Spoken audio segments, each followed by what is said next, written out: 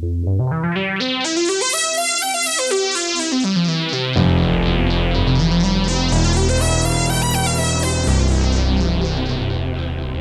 and welcome. You are listening to an informed take on current events brought to you by law students and staff of Queen's University Belfast. This is LawPod.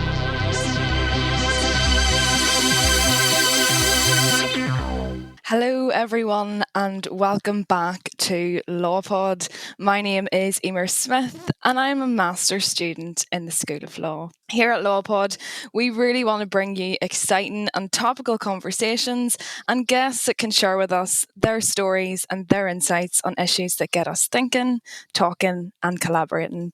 I'm really excited to introduce today's guest to you as one of the leading scholars on the constitutional, human rights and equality issues surrounding the future of Northern Ireland, Professor Colin Harvey. Here at Queen's, Colin is a Professor of Human Rights Law, a Fellow at the Senator George J. Mitchell Institute for Global Peace, Security and Justice, and he is also an Associate Fellow at the Institute of Irish Studies. Colin is the author of several academic books and papers, but what I personally love is that he makes human rights and equality accessible to everyone by having conversations about it. Colin, thank you so much for joining us today. Well, thank you very, very much, Emer. I'm really delighted to be here and just want to commend all the work that you're doing in LawPod as well. I didn't recognise myself there a bit in your description, but really look forward to the conversation. No smoke without fire. Colin, the feeling that I get is that this area is as much a purpose for you as it is a profession. So just to kick us off, could you maybe tell our listeners a little bit about your own story? Well, thank you very much. Again, really, it boils down to one thing. I'm Professor of Human Rights Law at Queen's, and I've worked in universities all my career, but I think ultimately you can't do human rights law in an academic context.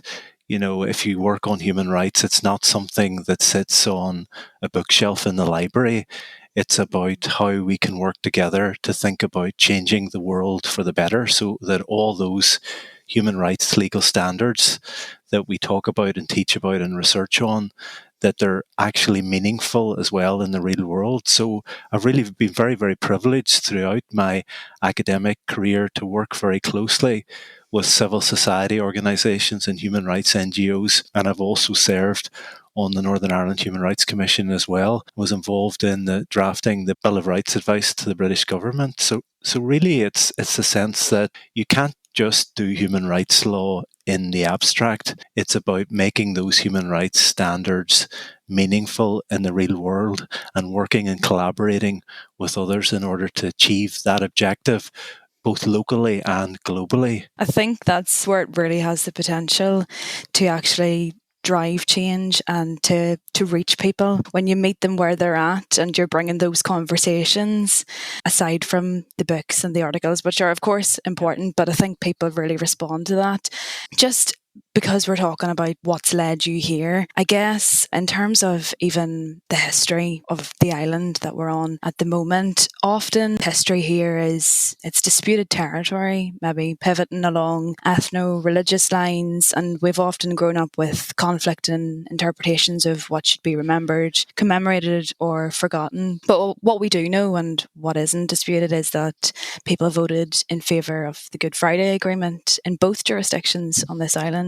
Could you maybe just touch a bit on the agreement itself, maybe dive into some of the key principles or its constitutional and rights-based promises, and maybe tell us why you think that it is actually important 22 years after that vote? Well, I think it's a great question. It's a great time to be thinking about that right now. I suppose to put it in context, you know, on a personal basis, I'm giving away my age, but I'm 50 this year. You know, I was born in 1970, grew up in the 70s and 80s in Derry, and, you know, experienced the conflict here firsthand. So I suppose, first of all, what's remarkable about the Good Friday Agreement is that it's a peace agreement and a political agreement.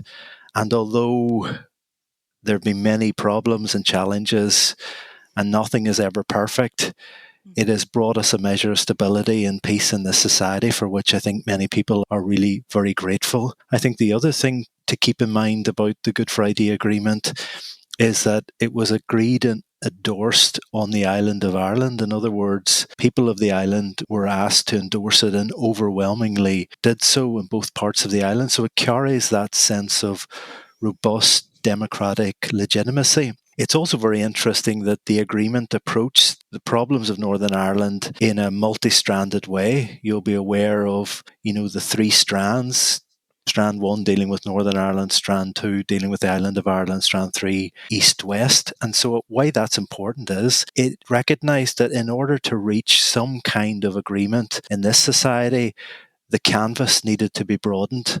The canvas needed to embrace all the relationships around these islands in the sort of multi-stranded way that was done. Also, what the agreement does, I think, which is very significant, is that it recognises the fundamental ethno-national divide in this society around Britishness and Irishness. And ultimately what it does is it leaves that for a decision of the people of this island, the right to self-determination that is recognised in the agreement, subject to the principle of consent linked to a majority of people in Northern Ireland. So really fascinating way to resolve the issue of self-determination by ultimately leaving the constitutional status of this society open and leaving it to a democratic decision. And I think that's a very interesting way of dealing with ethno-national conflict over self-determination, not just in Northern Ireland, but anywhere. And I suppose the other element that probably underlined today is that it's got a very strong focus on human rights and equality.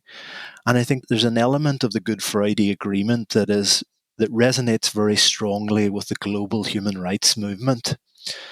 And that is the idea of never again, that the human rights abuses of the past, discrimination, inequality will not be repeated. And if you like, it's a promise for the future. It's a promise that the future of this society will have the values of human rights and equality at its core. Now, I understand that in practical terms, much of that is still work in progress. There's a commitment in the agreement to incorporate the European Convention on Human Rights, for example, commitment of the British government, which is very much front and centre of the debate at the moment.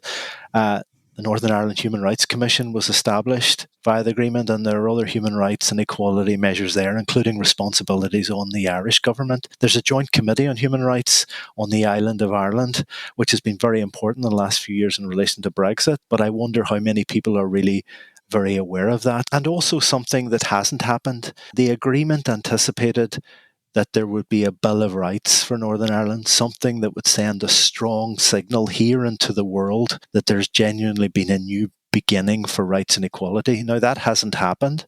The Commission provided its advice in 2008, but the process around that has been renewed this year, and the debate is back on again. So I think the agreement, fundamentally important in terms of creating the architecture of peace here, has gained support on the island of Ireland, and we've seen recently internationally at the European level as well. But I suppose I'd end just by underlining that the vision and the agreement remains work in progress. Many of the promises are yet to be realised, and I just urge people listening today to join the conversation to ensure that some of those unimplemented aspects are realised in practice, because they'll make a difference to the lives of everyone here. Thanks very much, Colin. It's given us a great overview there.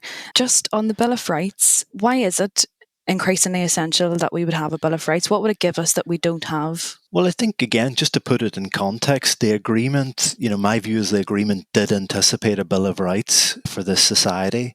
The Human Rights Commission submitted its advice on the 10th of December 2008.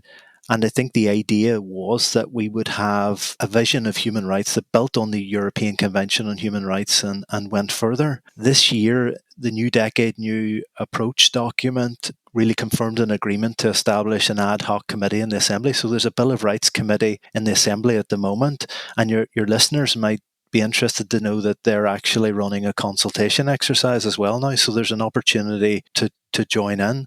I think the last few years have emphasized for me that we have really, really missed the Bill of Rights here. It would have made a difference. What do you notice about the last number of years, that many of the crises that the institutions have experienced here have been what? They've been crises around rights and equality and governance. And I think the absence of a Bill of Rights has been felt here and would have made a difference. It would have made a difference this year, for example, to the debate around the response to the global pandemic. It's interesting to note, for example, that the Human Rights Commission in 2008 included a right to health in their advice about a Bill of Rights. So I think it would have made a difference. I think it's sorely and badly missed. And I think we need to just really here finish the job in the next few years and ensure there's the sort of new beginning to human rights and equality that's promised in the agreement is realised. And I think you'll know, and your listeners will know, that that's all been underlined 100 times over in the last few years around the B word, Brexit. So I think it's time to revisit the Bill of Rights conversation here. Absolutely. It's good to see some movement on that for sure. The B word. So we'll come back around to that. When the UK as a whole voted to leave, sort of raised a lot of questions and uncertainty for the UK. And I think probably nowhere was it more acutely felt than here in Northern Ireland. Yep. We voted to remain by a majority of 55.8%. So we saw maybe a new identity difference emerge here, that of remain and that of leave. We're hearing a lot about trade, and we all know that that's obviously important, but I guess that we know in Northern Ireland also, as do many other places, that borders are infused with cultural and identity meanings. You'd recently said there that Brexit itself is intrinsically constitutional. Could you expand on what you mean by intrinsically constitutional? Well, again, it's a great question. I've spent a lot of time in the last few years, like a number of people, reflecting on the consequences of Brexit for this society, including the research project that is involved in Brexit Law NI. And ultimately, I've come to the conclusion that we have to acknowledge and accept that, trying to pretend that we can have a conversation around Brexit about widgets, let's say, or about tariffs and trade, and pretend that there aren't bigger constitutional issues in play, I think isn't a wise way to go. I think we just have to acknowledge the fact that the decision to leave the European Union, to take that forward against the wishes of a majority of people in this society, raises fundamental constitutional questions. It really undermines in a very significant way the work that was being done here around the Good Friday Agreement. It places a division between British and Irish citizens. It almost symbolically repartitions the island of Ireland and all the sorts of debates that have revolved around that. And I suppose what it does is, it puts front and centre something that, should be a normal part of the conversation here. That's the Good Friday Agreement, as I've already mentioned, rests constitutional status here on consent. There's a right to self-determination provision set out there. And what Brexit does is it puts one bit of the island outside of the European Union and one bit of the island remains in the European Union. So it raises the obvious question to me that, and as the European Union has acknowledged in April 2017, Northern Ireland can return to the European Union through the mechanism anticipated in the agreement. And, what I've been saying the last number of years is simply to point out that it would be utterly bizarre if we spent all our time talking about the movement of goods around the UK, talking about tariffs and trade, and we ignored, to use a cliche, the elephant in the room, which is the fact that people here can choose to return to the European Union. So I think we just have to honestly acknowledge the implications of Brexit for the Good Friday Agreement. I think we have to honestly acknowledge what it means constitutionally and what it means symbolically to remove Northern Ireland from the European Union without the consent of a majority of its people. And I think we need to have the conversation about all the implications of all that in an open and honest way, instead of pretending, right, that if we just talk about goods in a narrow way, if we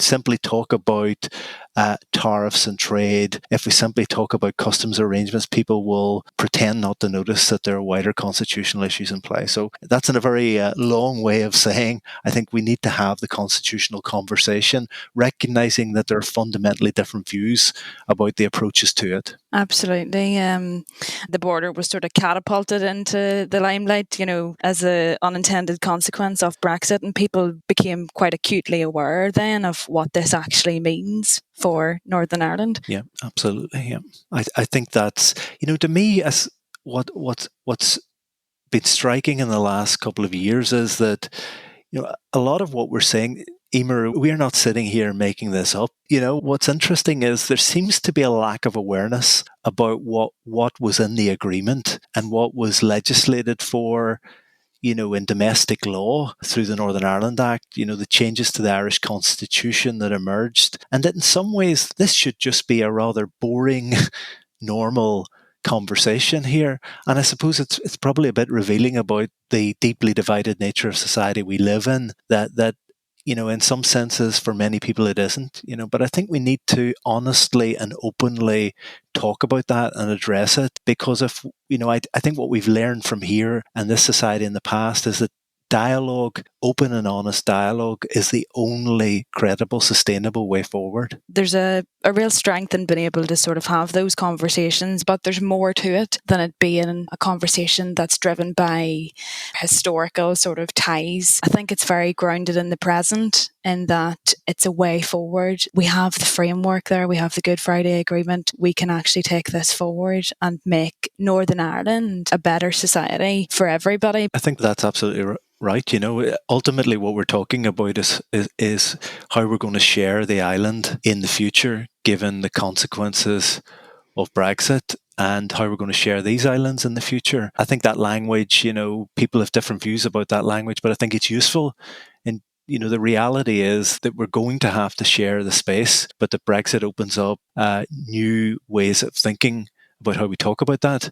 And the Good Friday Agreement provides a framework. So, I think in life, it's silly not to plan and prepare for all possible future options. And so a lot of discussion in the last few years has been really noticeable, has been around just responsibly managing the consequences of Brexit, trying to mitigate the worst effects of that here, through, for example, the Irish Protocol, but also doing your homework, in terms of what might be coming next. What I think's really heartening and really great to see, to be honest, is young people engaging with the conversation. For example, I did a poll on my Instagram to try and just generate some debate to see where people were at, or if there was even interest there in the conversation. I just asked, do you care about the constitutional future of the island? And 146 people, which was 95%, said yes. But then 41% of those who answered said that now's not the time to be talking about constitutional change. How can we encourage people to actually think along the lines of, this is an important conversation to be having? Yeah, the technology point really interests me as well. Talking about Instagram, Emer, because this year for many of us, I've been on a very, very steep tech learning curve, so I've As been have we all. Zoom, Teams, Skype. I've even joined Twitter on March of this year. I'm not sure whether that was a sensible idea. I haven't It's a quite step gone. up. The Instagram is maybe the next step on the journey or not. I don't think the world is quite ready for that. But What's I think next? it probably it does raise, just as we're doing this as a podcast, that there's an interesting question around how you actually reach people today and Absolutely. the reach of technology. One of the things that's interesting is that I've done events in recent times, where just because, there are all sorts of access issues around the internet and all of that, but this technology allows you to reach many, many more people than you would have done in a sort of dusty seminar room at Queen's in the past. So I think that's important in terms of thinking about the technology we're using to engage people. I think the other thing is just that, like, what strikes me about, going back to my age, my rather depressingly large age this Don't year, dwell. but it's just that so many, like I do a lot of work with activists on the island, like people who are working on issues of, climate justice, equality, rights, who in a sense are already working. They're not working in siloed, traditional discussions. They're thinking about, gender equality on the island of Ireland. They're thinking about the fact that climate change doesn't care about the border. They're thinking about, well, why are these human rights applicable here and not here, So I think what's really, really striking is that perhaps people are increasingly engaging in different categories. They're not following siloed conversations of the past, but they're having conversations about creating a better world, a better island for the future. across a range of areas that activists cooperate, and in some senses ignoring the border becomes irrelevant to those discussions, because we want to think about how we're going to create a better space for the generation that's going to be coming next. And I think that's in some ways a way to think about where this might all go next. We want, let me say something that maybe some people listening to this find problematic, but I think the divisions on this island have not been good for any of us on the island.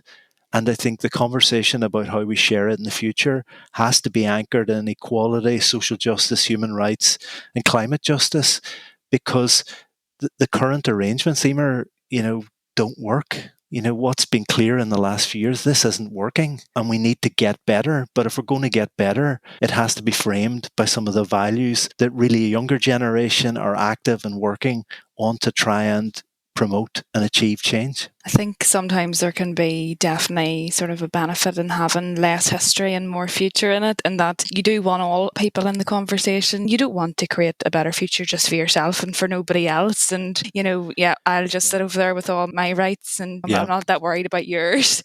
It's about everybody. Absolutely. And I think, you make a brilliant point that is often, needs to be underlined in the Bill of Rights conversation or the conversation about the Human Rights Act. When we argue for these rights to be enshrined in law, we are ultimately thinking about other people first. You're not, if we have a Bill of Rights for Northern Ireland, that's not a Bill of Rights for Colin Harvey. It's not a Bill of Rights, for you or me. It's a Bill of Rights for everyone here. The clue to human rights has always been in the title. They will benefit everyone. And I think we need to get back to just reminding people that, the human rights culture that we want to build is not a culture of me, me, me. It's a culture, in a sense, about and for everyone who shares this space now and in the future. Yeah, I think we're quite special here, and I think we have the potential to continue having this kind of conversation. I don't think there's anywhere quite like Northern Ireland in that respect. The people here are great. So for a lot of people, unity is a constitutional or a political goal.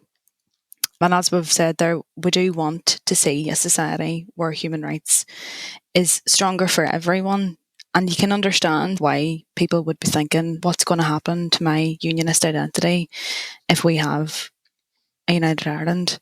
What way can we frame that beyond it being a political goal? How could we better protect unionists in particular, so that we're not setting a precedent of winners and losers? Again, it's a great question. In terms of taking forward the discussion about this, first of all, I think it's important to underline that people are welcome to participate and encouraged to join these discussions, but equally, we have to respect the right of people not to engage as well. And I think sometimes there's a sense in which there's an expectation of participation, but I think we also have to acknowledge that mutual respect involves acknowledging that, particularly political unionism and unison political parties maybe don't want to engage in a conversation about designing a different constitutional arrangement, and why would they? And I need to respect that. But I think it has to be a welcome, open invitation to engage. The second thing is, look, just again, it's around the agreement and the framework that we're currently operating in. The agreement anticipates, because the agreement hinges the future of this place on a democratic decision, if you like, it already anticipates that things might change. So there's the values of the agreement around respect for culture and identity will flow into the conversation about the future. And, the Irish state and the new arrangements that may emerge in Ireland will need to shape up and reflect that respect for British identity, for British unionist culture in Northern Ireland. I think there's sometimes people forget that much of the agreements, the agreement carries forward unless it is, amended or repealed or replaced, by whatever comes next. So those values around identity and culture in the agreement, about parity of esteem, about equality of treatment, about recognition of the choice to be British or Irish or both, these things will all carry forward. Now, the fact that they're often not fully realised now creates obviously a difficulty, but I think that's no excuse for not ensuring that these things are reflected in the future. So any new arrangements in Ireland, for example, will need to fully respect the values of the agreement. The third thing really is just around human rights and equality. Remember that every gain made now in relation to human rights and equality continues and carries forward into the conversation about the future. So that's one reason why I think it's important to realize the unfinished business of the Good Friday Agreement in relation to Bill of Rights and equality and social justice. Why do I say that? Because again, I think people maybe don't realize that there's a notion in the agreement, a notion of equivalence, that that Ireland must have an equivalent level of protection. So in the event of constitutional change, what emerges in the new arrangement must be at least the same as what is here now. So there's a sense in which every gain that is made now in relation to rights and equality levers that conversation about the new arrangements. And just to finish, for people like myself, and given what I've said throughout this interview, I'm not interested in a constitutional conversation about the future that's about a tweak here and there.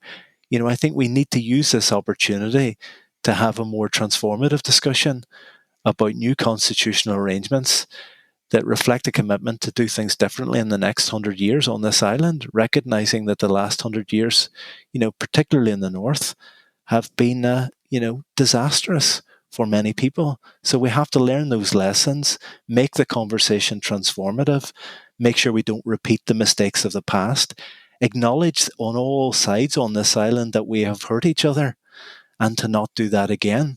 And, for me, one of the reasons why I work in the area of human rights and equality is that's one way to give people the security that they need to participate effectively in the sort of society we have now and the sort of society we may have in the future. Emer, also to keep in mind that the agreement recognises the relationships around these islands.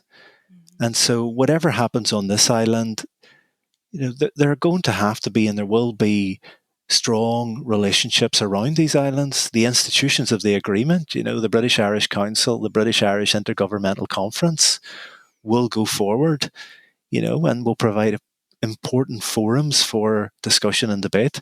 And as you know, and as the listeners know, who knows what's going to happen in Scotland? The UK, in many ways, is beginning to look in its present form as if it's past its sell-by date, if you know what I mean. And so we're looking for leaders who are willing to step forward and discuss and negotiate where we're all going next. I guess looking to the south, a few other things that were raised there were, well, look, it's fine us having this conversation in the north, but the south actually doesn't want this conversation. It would be too expensive. They don't want the danger of conflict. They can't establish a citizens' assembly because they wouldn't be an honest broker. What's your take on that in terms of the south? I mean, what would the south have to gain from having this conversation? So everything in relation to the constitutional question here applies equally in relation to the Irish state.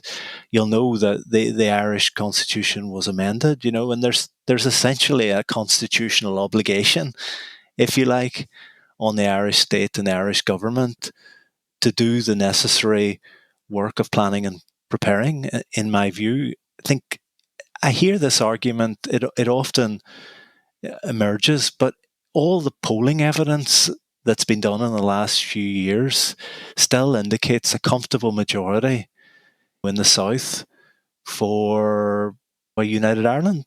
And, that continues to be the case. So I think sometimes what worries me is there's a sort of Dublin 4 media bubble in the south, but Dublin 4 isn't Ireland.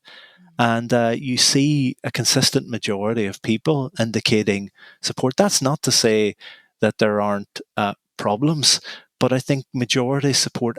My own view remains, and people will disagree with me on this, that the big issue remains Northern Ireland, that those advocating change, its most formidable task will be persuading a majority of people in Northern Ireland to vote for change.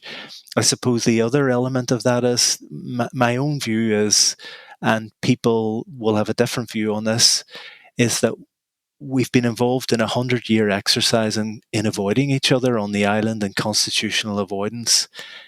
That hasn't worked. It doesn't work. It doesn't work in the best interest of the North or the South. I think it's in the strategic interest of both jurisdictions to have this conversation if we're serious about creating a better future for everyone who shares the island. I do think Brexit has also highlighted it's in the strategic interests of the Irish state to have this discussion as well. I think what's emerging with one bit of the island outside the EU, one bit in, even though there is the Irish protocol, I think is problematic and risky for the Irish state. So I think increasingly there is a strategic interest, in geopolitical terms, for the Irish state to engage. And the final point is, a lot of those advocating this discussion at the moment are putting an emphasis on management, planning, and preparing. But they're also putting an emphasis on civic engagement because, ultimately the last thing this island needs is another elite-led, top-down constitutional process of change. What this island needs is a citizen-led conversation about the future. And that's why, for example, ideas around an all-island citizens' assembly, which have proven so useful in the South at taking, if you might, the heat out of issues and finding a resolution and a way forward constitutionally. An all-island citizens' assembly, for example, there's a way to try and get people engaged in discussion on the practicalities of some of this. Again, we just need to normalize the discussion. We need to do the work of planning and preparing for whatever outcome emerges. It just seems to me negligent, irresponsible, but ultimately silly not to do your homework. I think the island is on a trajectory where the referendums anticipated in the agreement are going to happen at some point.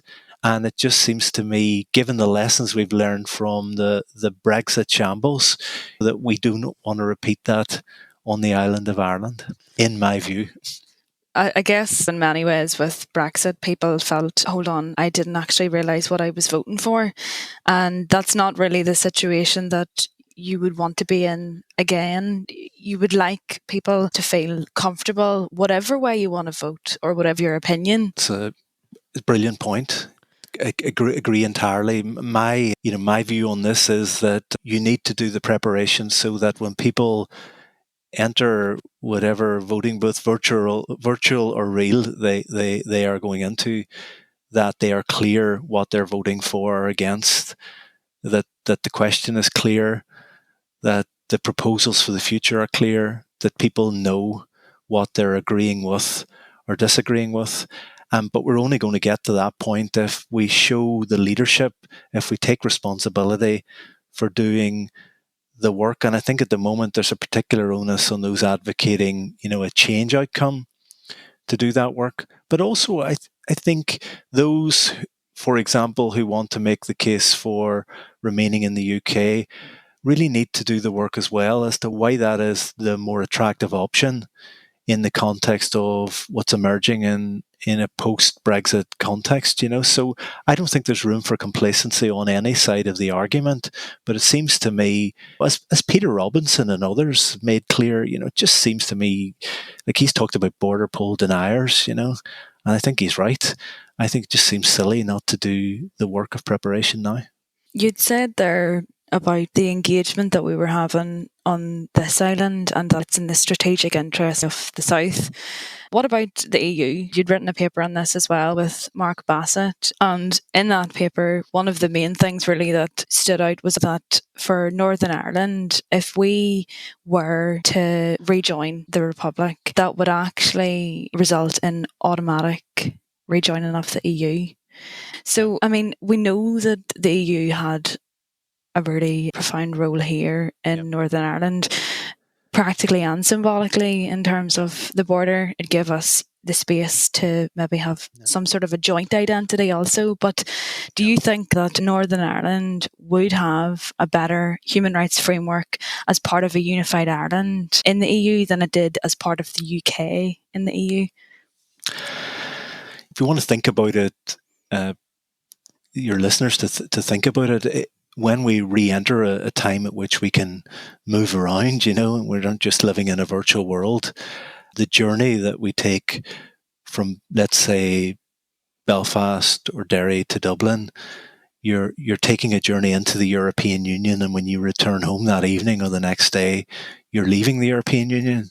So what Brexit has done is create a very fundamental divide on the island. Now, the Irish Protocol does the work to try and mitigate some of that, and we've heard the international support around it. But to me, your listeners, and thinking about that is so stark when you think about what that means and the implications, both symbolically and practically, for the island. In 2017, April 2017, the European Union, made clear that if there is a vote for change here, we will automatically rejoin the European Union. And I think that's a big statement. Think about the debates there's been in Scotland in terms of what might happen there, in terms of a vote for independence and EU membership, and a long-running discussion around that. That's already been taken off the table here.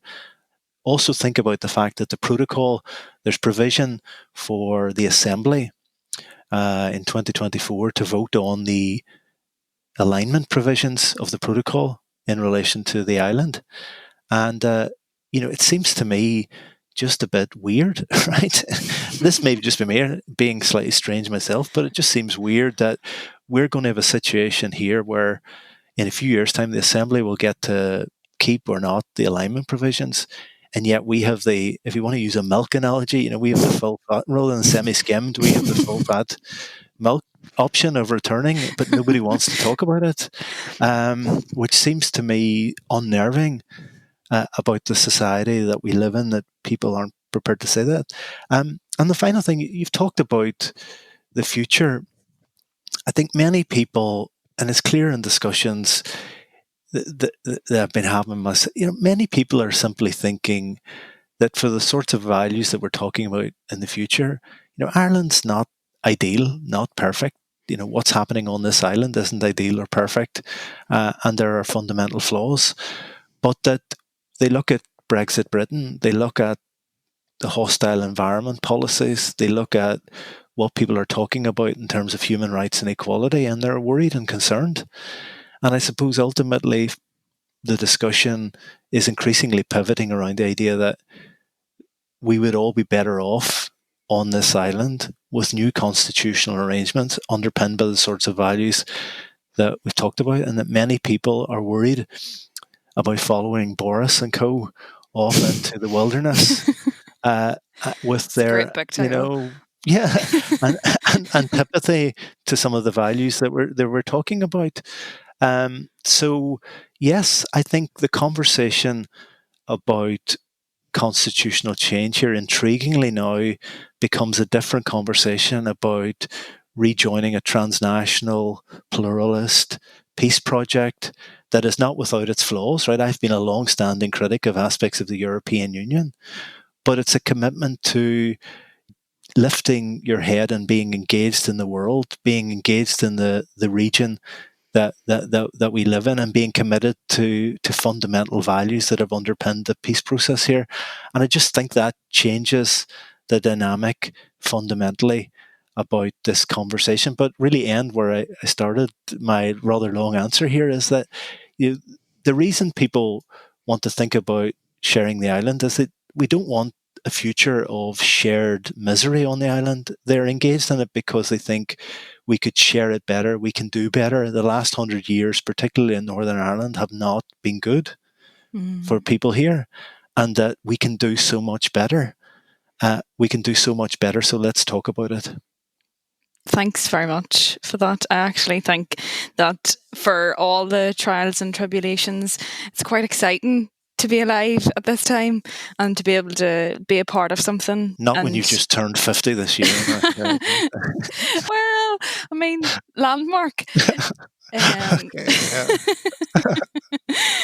Like, you've made it on to Microsoft Teams, Zencaster, Instagram's next. You're doing well.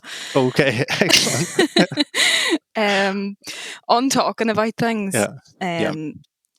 and just stepping into those spaces. I mean, you've done that at loads of events. And like I said at the beginning, one of the things that really got me interested in this conversation and really wanting to talk to other people about this conversation was hearing you speak about it. So you were criticised, I guess, for your contribution to the debate on Irish unity in your capacity as an academic. What role or responsibility do you think that academics have in using their experience, their voices, or their platforms to contribute to this conversation? Well, it's a great question, and obviously I've been reflecting very deeply in the last while over some of this. Look, my view on this is clear. Professor, I'm paid to profess, and I'm professing about the area that I've worked in. I've taught constitutional law for the last 25 years. I'm paid to profess, so I'm going to profess, if you like. I don't think that we should lock ourselves away in rooms in Queen's and never engage with the wider world.